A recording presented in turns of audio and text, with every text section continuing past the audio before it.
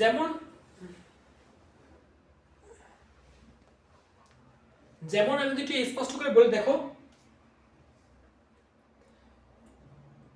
Partnership essential হচ্ছে agent agreement থাকতে হবে, বিজনেস থাকতে হবে, এগ্রিমেন্ট থাকতে হবে, এগ্রিমেন্ট থাকতে হবে, বিজনেস থাকতে হবে, প্রফিট থাকতে হবে, শেয়ারিং থাকতে হবে, মিউচুয়াল এজেন্সি থাকতে হবে। তাহলে মিউচুয়াল এজেন্সি মানে কি দেখেন, তারপর হয় পার্টনারশিপ, তাহলে কি পাঁচটা, 1 2 3 4 5 থাকে, ঠিক আছে। তারপর হবে মিউচুয়াল এগ্রিমেন্ট। প্রতিটি অংশীদার অন্যদের পক্ষে কাজ করতে পারবে মিউচুয়াল এগ্রিমেন্ট। তাহলে মিউচুয়াল এগ্রিমেন্ট হলো, দেখেন যদি আমি লিখি মিউচুয়াল এগ্রিমেন্ট কি দেখেন, মিউচুয়াল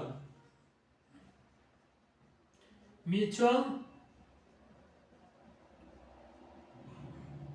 দেখেন মিউচুয়াল এগ্রিমেন্ট মানে কি, মিউচুয়াল এগ্রিমেন্ট কি দেখেন, অংশীদারি ক্ষেত্রে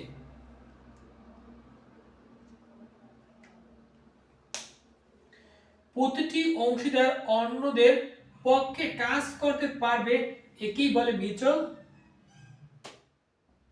এগ্রিমেন্ট। যখন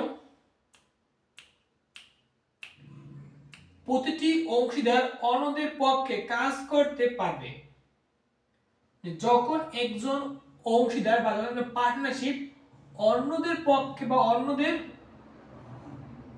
পক্ষে কাজ করে থাকে, প্রতিটি অংশীদার অন্যদের পক্ষে যে কাজ করে, প্রতিটি অংশীদার যদি অন্যদের পক্ষে কাজ করে, প্রতিটি অংশীদার যদি অন্যদের পক্ষে কাজ করে, তখন সেটা হলো গিয়ে অংশীদার বা পার্টনারশিপ, ঠিক আছে। যদি কেস রেফারেন্স দেখেন, মানে পার্টনারশিপ এসেনশিয়াল এলিমেন্টস এর কেস রেফারেন্সটা কি এর নাম বলা আছে, এর কেস রেফারেন্সে বলা আছে তোমার যে আব্দুল বাশার, কেন কথা আব্দুল বাশার ভার্সেস কার নাম বলা আছে দেখেন, essential element essential partnership essential এলিমেন্টসে বলা আছে পাঁচ, agreement, business, profit, sharing, mutual agency.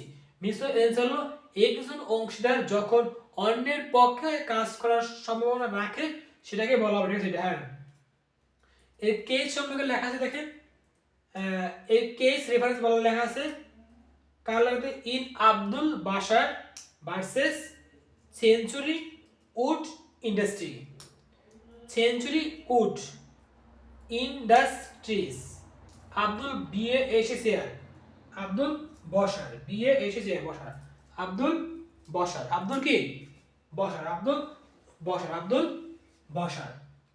দেখেন তাহলে পার্টনারশিপ এসেনশিয়াল এলিমেন্টস